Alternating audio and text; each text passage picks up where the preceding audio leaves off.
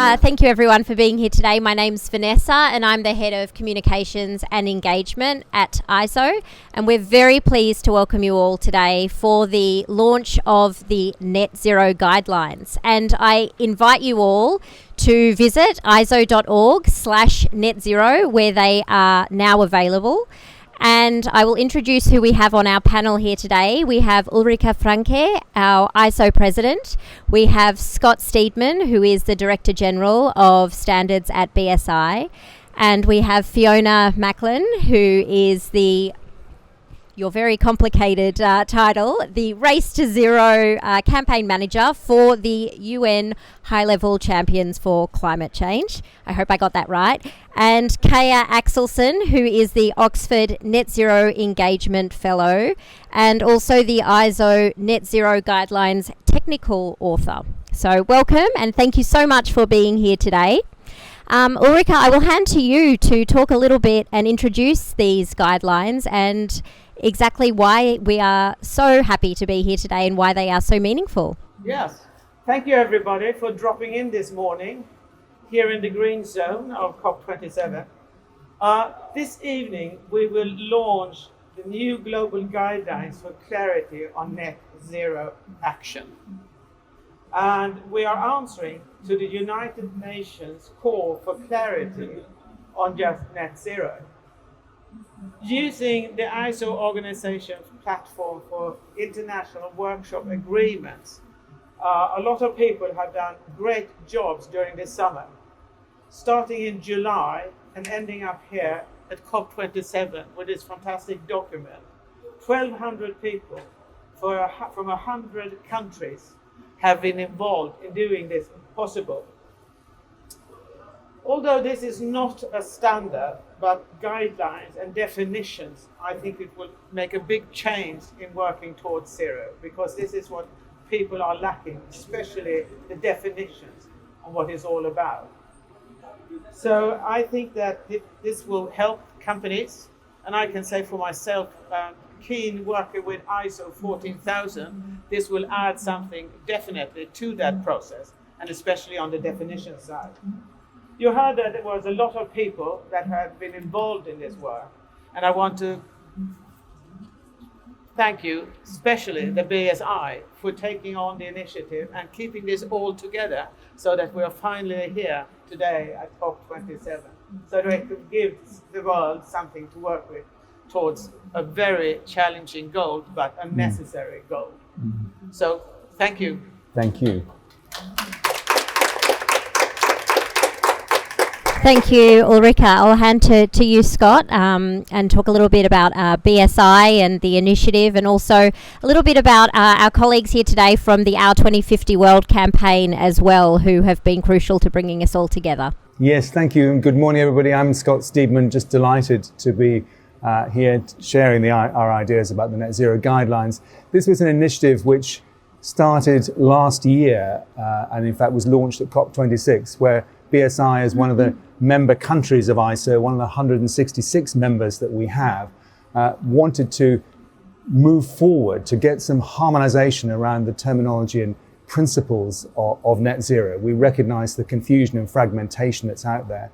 So we created the concept of a platform, a neutral platform that we called our 2050 World. And with the massive support of the UN Race to Zero and the UNFCCC Global Innovation Hub, we have come through that process.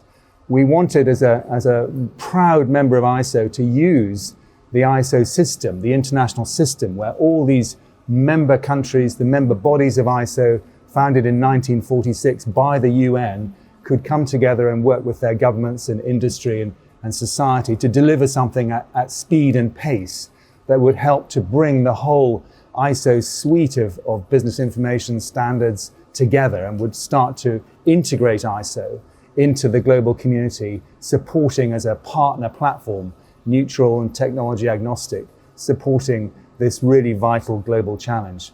So we came together with the R2050 World program, and we wanted to use the International Workshop Agreement process of ISO because of its speed and agility. And in just a few months, thanks to the incredible work of the team, we managed to pull together over 1,200 people to work on an agreement, 70% of them new to the ISO system. And on the 13th of September, we completed that task after 12 workshops and thousands of hours, and you're going to hear more about that in a minute. But I'm so pleased and proud of the work we have achieved here. This is something, perhaps the best document you ever need to read. If you're in the media, the press, in government, in policy, in corporations, a chief executive, a mayor of a city, this is the one document you need, because you can use this. It's a reference document. It's not setting targets. It's not telling you what to do or when to do it. It's helping us all have a common language for how we're going to make progress with our transition plans, with our reporting, with our delivery of the net zero ambition. So it's an ambitious document. It takes climate science into account. It addresses the challenge of fair transition, and we look forward really very much to seeing this taken up and used around the world by policymakers, governments, industry and civil society. And I think we should be really proud of that achievement to position ISO at the leading edge of global cooperation in tackling the climate change agenda. And I'm now going to hand over to Fiona. Thank you. Thank you very much, Scott. Fiona. Thank you. And really fantastic to be here. A huge congratulations to ISO for this delivery of the net zero guidelines, which are phenomenally exciting, as you've just described, Scott, and really pleased to have been able to contribute through our 2050 world. And I think that sort of radical collaboration that the our 2050 world has brought together to support this has been really inspiring. And this work really matters. This is a COP of implementation, and this is a big step towards that. As the Race to Zero campaign manager, I work primarily with initiatives and partners who are rallying the non-state actors, so the corporates, the financial institutions, the cities and regions, to really come together and set voluntary, credible net zero standards and follow their targets and criteria. And what's really exciting, I think, to me is that whilst we've seen that huge growth in this sort of groundswell of voluntary action and ambition, and it's, even just since the launch of the science-based targets in 2015, back after the Paris Agreement, that was a sort of 2-degree ambition, and there were a few hundred companies that were signing up, and then that ratcheted to 1,000 in 2019 that were committing to well below 2 degrees, and now it's 1.5. And just with Race to Zero, we've seen the campaign double in membership over the last year, grow tenfold since its launch in June 2020. So we're seeing this really exponential growth in voluntary action. But at the same time, the UNEP emissions gap report came out. We know that we are so far off the goal that we need to achieve by 2030. And with that, we know that voluntarism alone isn't enough to deliver on the goals of the Paris Agreement. So we really need this much closer collaboration and what our climate champions like to call this ambition loop between what the non-state actors are doing and them providing the confidence and the signals to the national governments and the regulators and the policymakers to know that they can go further and faster. So I think, to me, this is a really exciting translation of what robust voluntary criteria look like, and with the Race to Zero we've set out sort of what we call our 5 Ps, but essentially what they're doing is looking to reflect all the trajectories that are needed in a net zero target, and those are really seeping into these net zero guidelines. So I think that step towards that translation and the conversion of voluntary ambition into ground rules for the global economy is fantastic to see. And in many ways, this race to regulation has already begun. We've seen, just for example, the CDP transition into the TCFD, and now climate disclosure or disclosure of climate-related risk or broader sustainability risk it is present or will be introduced shortly in countries that account for almost 50% of GDP, as per research from the Oxford Net Zero and Blavatnik School of Government. So I think we're seeing that happen. But that process of CDP to TCFD took about 20 years, and we don't have that time. We need to win this race by 2030. So I think this escalation, and as we were mentioning, Scott, this sort of incredible process of 3 months of consultations to get to such a high quality product has been phenomenal. So we need more of that, and in order to achieve that, we need that collaboration, we need the consultation across different actors in society to really come together. So really, really excited to see these published today, and look forward to how they are rapidly implemented by all the non-state actors that need to look at them, and how they give the confidence to the policymakers and standard setters to move forwards faster. Thank you. Thank you so much, Fiona. And I think we're all starting to formulate some really interesting questions. I know I am. And Kaya, as we are doing that, we would love to hear a little bit from you about your experience in actually contributing to the development of these guidelines. Thank you. I can tell you that it was one of the greatest honors to work as a technical author to develop these with, again, 4,000 comments. When you pour through 4,000 comments, you learn so much. We have scientists, we have NGOs, we have dedicated industry leaders who have contributed to this process.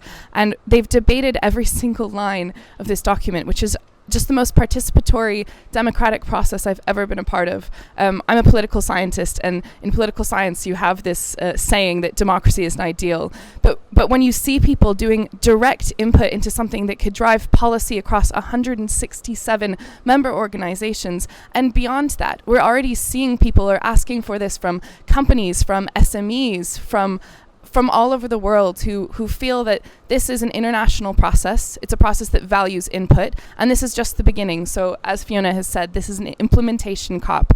And what this document does is it provides guidance on what does leadership mean. We know how important it is to have these climate commitments backed by leadership, but it's also so true that every single climate commitment that's made has to cascade across an organization. And so there are levers and inputs and guides for different contributors to a climate commitment within an organization. We have guidance on reduction pathways, and we signpost to those best in class who are helping to advise others on how to create a reduction pathway that is in line with 1.5. I think a really key framing device that was very important to this document from the conveners from the start is that 1.5 is our goal, and we will not back off of that goal because we cannot negotiate with the planet. The planet is warming at a pace that we cannot kind of discuss on that matter, but we can discuss on every other point, and we did, and we went into those debates, and that makes me feel very confident that those who are going to be trying to implement this, as difficult as this challenge is, this is the greatest economic transition of our time, and those are going to be tasked with the hardest work of bringing us along to the net zero transition. Will have a guidebook for how to do that as a result of this document. Wonderful. Thank you so much, Kaya. Thank you. So we're going to actually open up to some questions now, and I invite you to raise your hands, but I'm just going to pick up on something Kaya has said there, and I'd like it to be our first question, which is leadership, and you spoke about leadership. What would good leadership look like in regards to this document? How can business leaders, how can policymakers actually take it and use it? What would be the practical next steps for them? Well, being a former business leader before I became the president of ISO, I think it's definitely very important that the leadership is a forerunner in the organization, and that leaders also learn to walk the talk, to be very practical about things and try to explain to the organization why you're doing it. And that is for the better good, but also it's beneficial to the organization. There is something that will add on to the last line of the P&L. You will actually be making a better result as a way going forward. So it's a combined thing. You're doing something for the world, but you're also doing something for your business and organization, because on these years that 20 years I've been working with the environmental issues, it's always been beneficial to the economics in the organization. So it's a combined thing, and leaders have to be forerunners on this in the organization. I think that many businesses, surely almost all businesses, know this is an issue. Many businesses have started on a journey, environmental management, energy management, some aspects of it. But the the noise out there is very difficult to navigate in the boardroom. And what I really admire about this document, and Kai, you've explained how you navigated every line here, is the clarity that it brings to business leaders about how they should set about looking at their measurements, getting a baseline, planning a transition, getting on and implementing the action in a logical way. And I think it helps to signpost a lot of the other good standards. And let's be really clear here, it's not just the ISO standards that are out there. This document references SBTI, FRAG, all sorts of documents, UNFCCC, lots of material out there helping business leaders to navigate that. So this is a kind of key document that will reach out and brings together some clarity across the whole set of information that is out there in the cacophony at the moment. And I love the simplicity and the principles that it brings to business leaders. And I think building on that, thank you.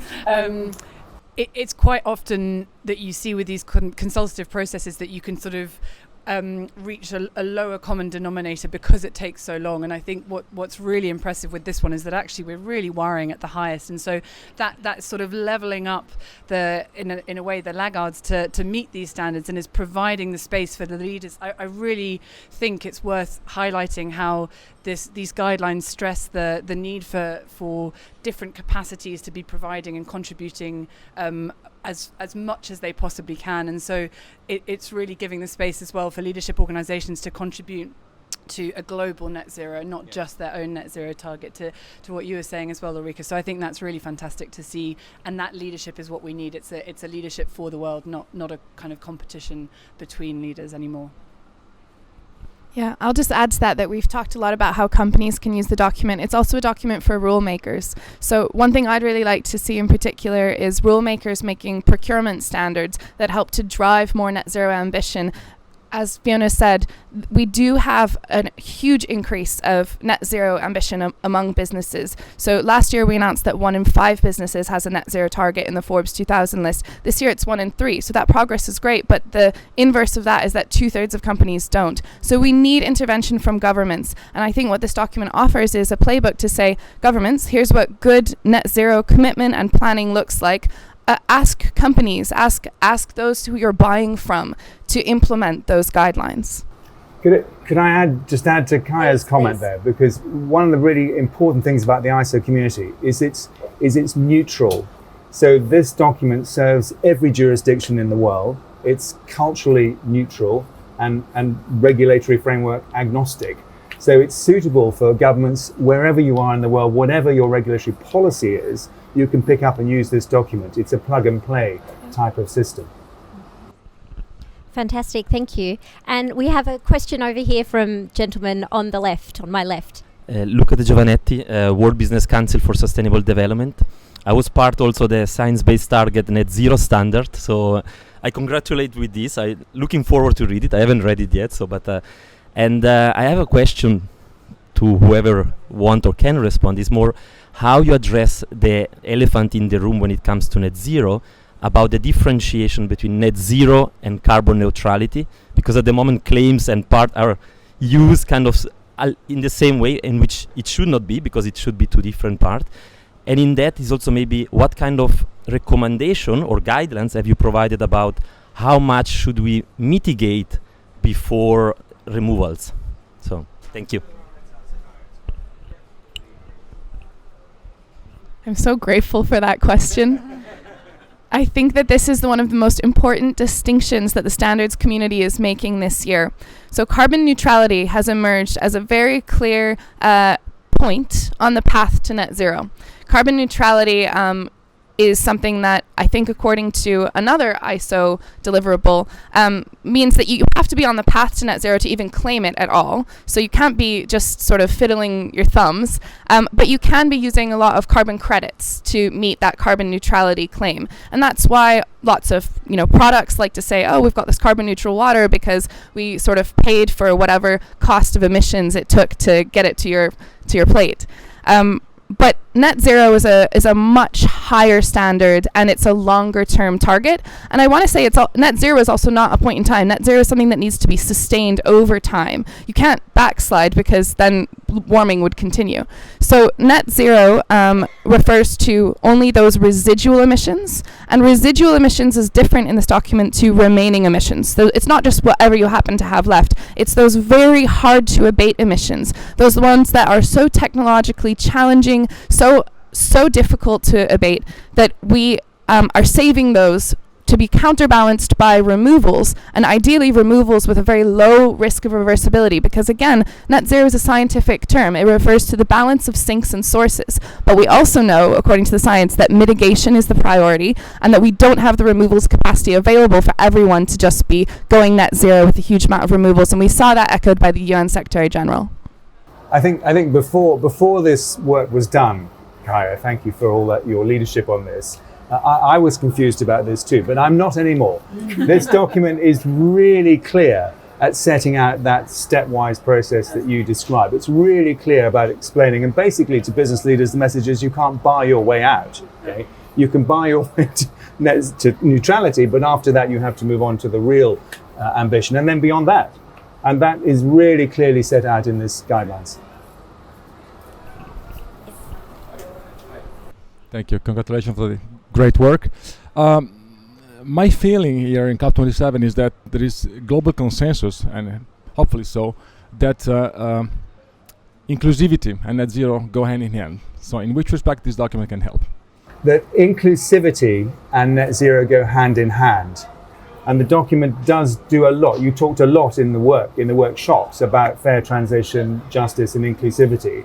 And we talked earlier on about the fact that we brought together for this exercise 1,200 people from 100 countries who were marshaled through a workshop process to reach that consensus. And they came from all walks of life. They were not selected experts. They were open participants who joined that process in an open call. And you then led us through that. But there's a whole piece in there about justice. Yeah, so when we talk about justice and inclusivity, we think about it from a process perspective, who's at the table from the start, but we also think about it in terms of the outcomes of the document. So there's an entire section on fair share and what fair share means in terms of target setting. And we know that going net zero as a globe means that we have to have some going faster and some going a little bit slower, because frankly they don't have the development capacity to be transitioning as quickly. And so we've said that you need to be setting your targets in line with that kind of fair share thinking, considering your historical emissions, considering your place in the economy. So that's one way that inclusivity and justice are considered in part of this. There's other places where we talk about beyond value chain mitigation. And there's an acknowledgement from the community that contributed to this document that this is a prescribed piece of work that says this is how I claim net zero for my organization. But there's also a whole section to acknowledge that that's not enough, because net zero is a global goal and we work in a global system. And so ideally you'd be contributing far beyond your scope 1, 2 and 3 emissions, which are covered by this document. Thank you. Great question. Do we have a... Yes, Noelia.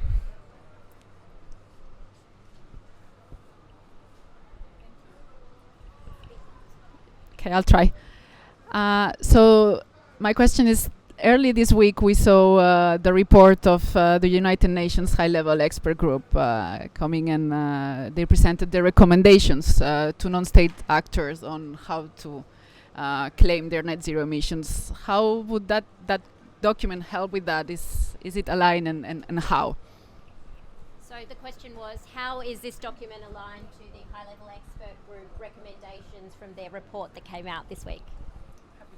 Happy to start.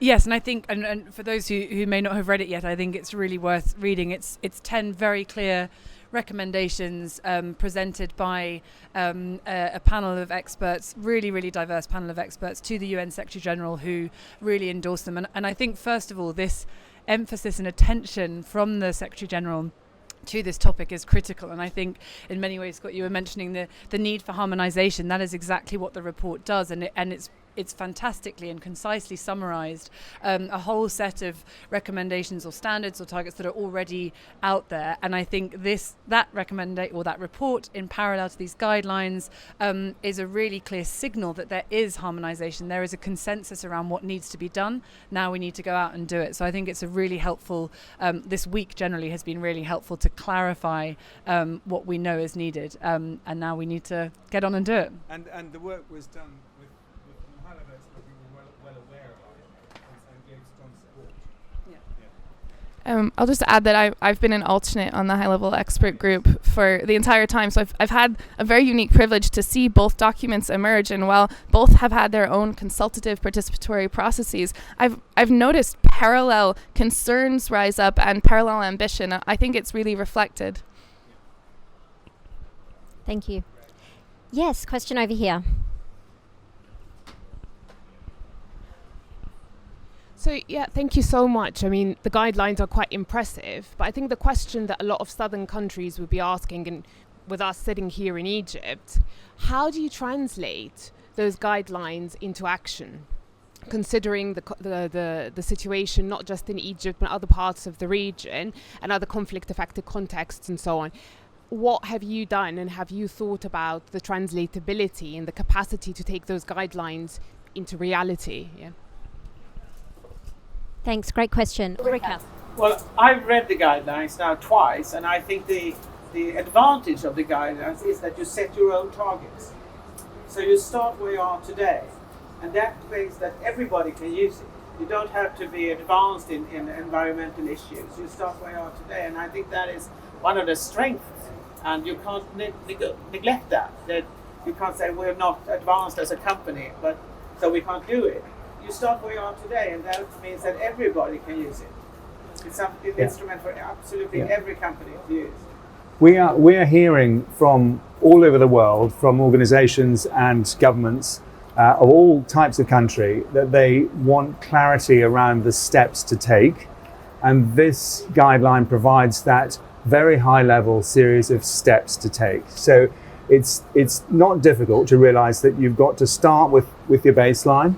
And there already is a whole suite of ISO standards that will help people work out their baseline and then develop their transition plans. And there's less guidance on that. And to your point, I think that's the next step for us, is to make sure we have transition planning guidance for countries, organizations, policymakers, and chief executives.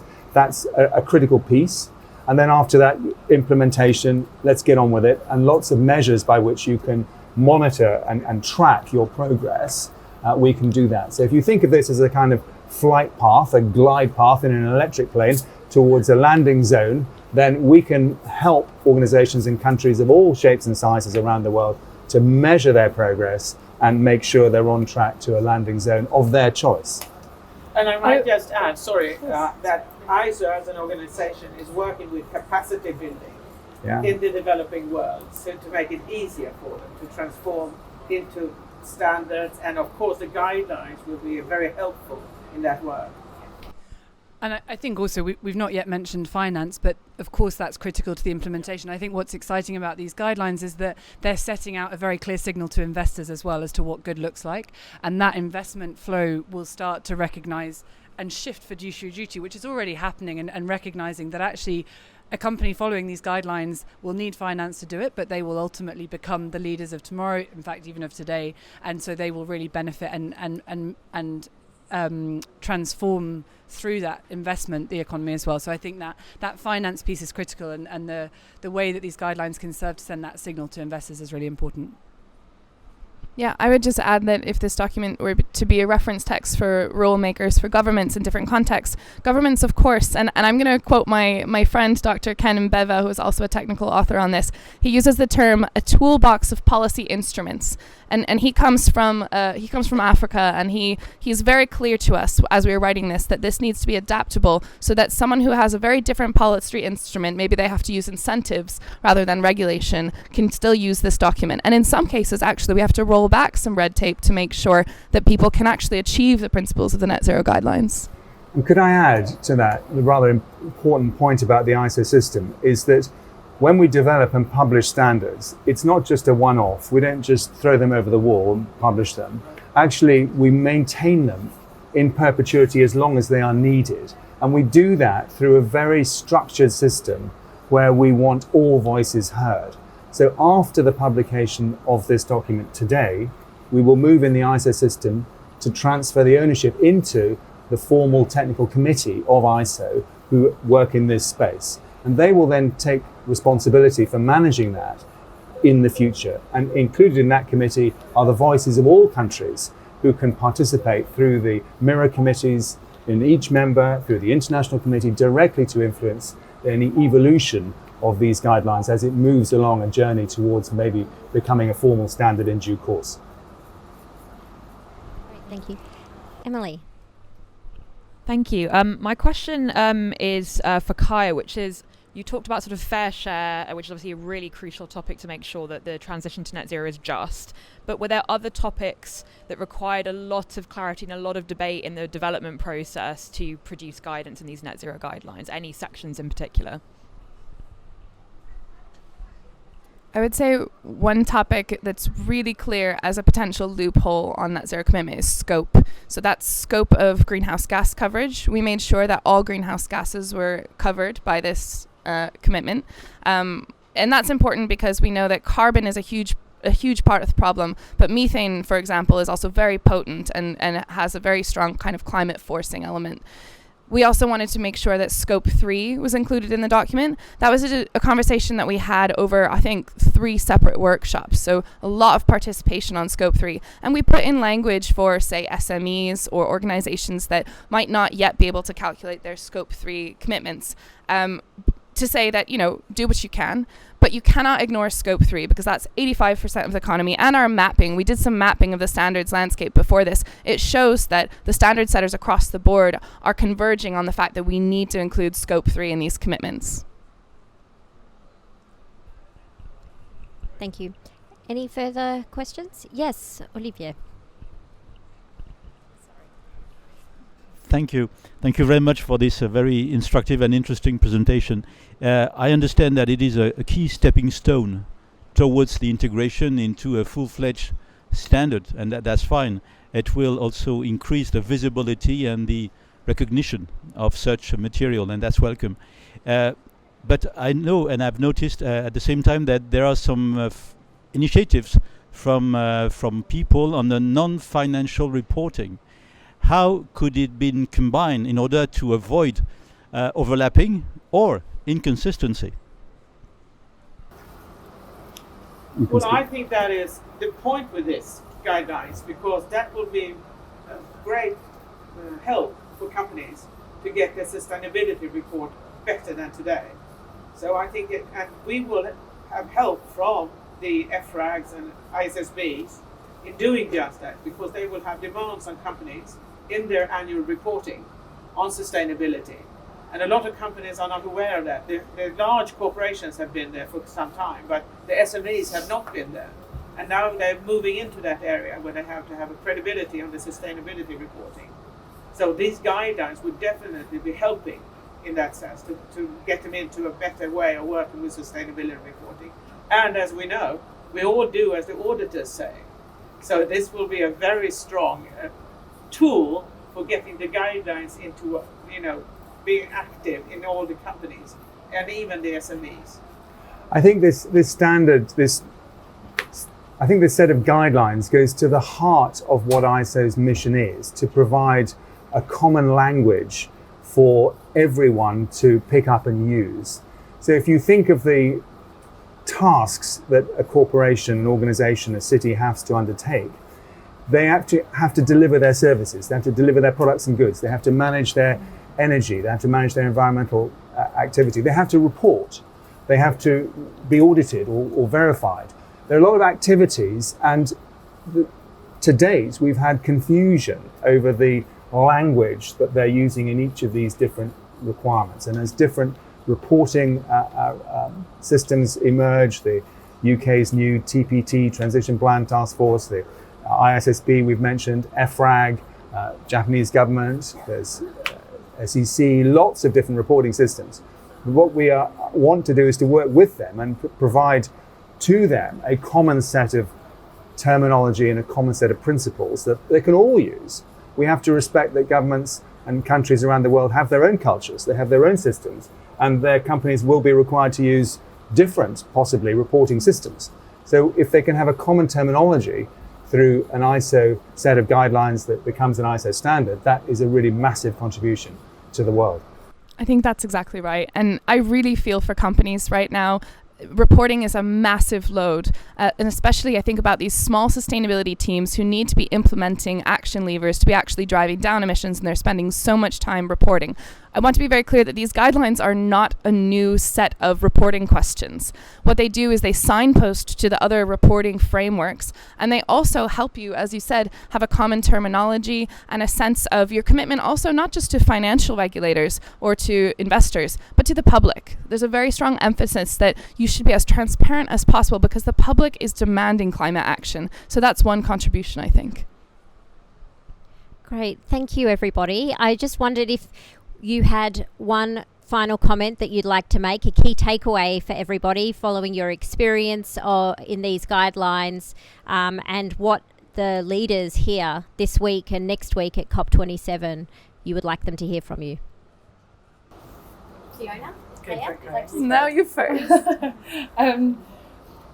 I mean, I think for me what comes to mind is as I was saying earlier, that this convergence internationally around a universal definition of net zero. In fact, I think those are almost the words of the UN Secretary General. I don't want to misquote him, but essentially that spirit that it is clear what we need to do, and now there's the granularity and detail as to the how.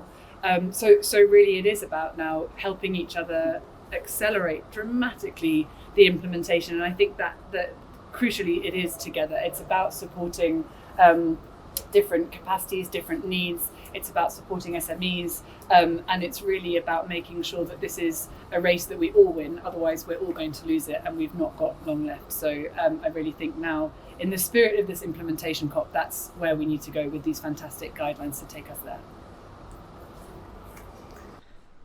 I think I like to always bring it back to what we have to save, and we have so many lives at stake with a difference between 1.5 and 2 degrees. Our entire agriculture system is at stake, right? Our water is at stake. Our ability to make sure that those elderly and sick in our society are able to have a comfortable life.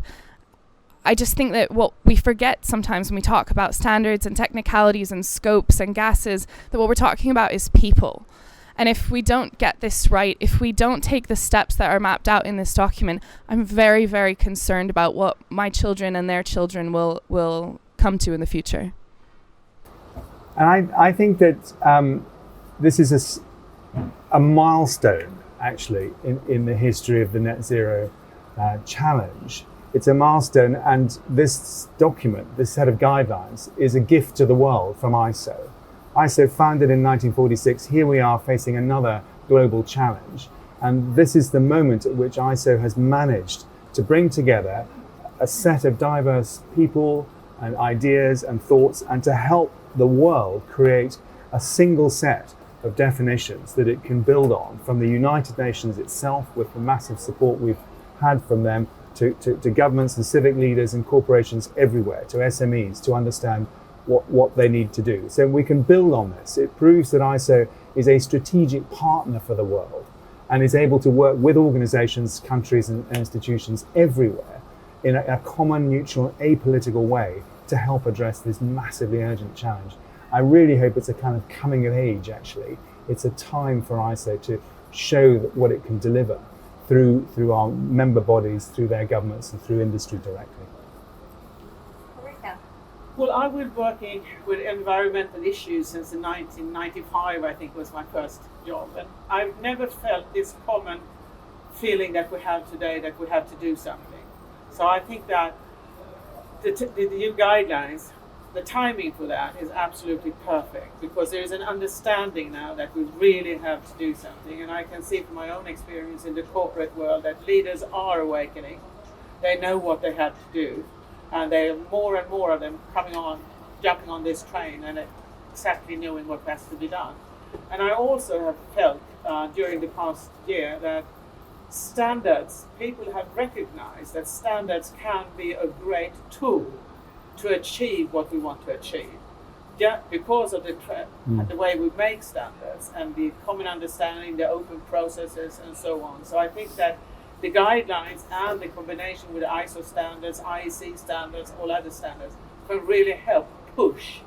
And if you know that you're using standards, ISO or IEC standards, and the credibility is there for the consumption work, I always try to take with Copolco, the consumer organization with ISO, so that they also understand and are a part of what we're trying to achieve, because at the end of the day, it's the people, the consumers, that need to have this information. So, but I'm very, positive for not having been so positive before where we are, but I feel now the common sense is really there, and the guidelines are actually perfect in timing for this, I think.